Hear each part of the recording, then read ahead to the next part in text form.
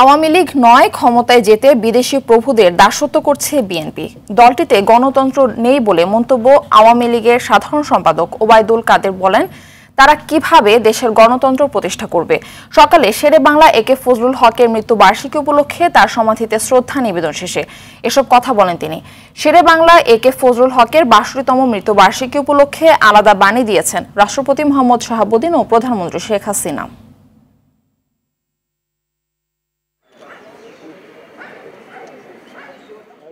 দাসত্বের তকমাটা বিএনপির সঙ্গে লেগে আছে।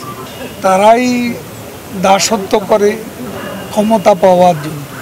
তারা মনে করে যে বিদেশি প্রভুরা তাদের দাসত্ব করলে ক্ষমতা রক্ষা করা যায়, ক্ষমতায় যাওয়া যায়। বিএনপিকে কোনো গণতান্ত্রিক দল আমি মনে করি তাদের ইতিহাসে গণতন্ত্র প্রতিষ্ঠা কোনো নজির নেই।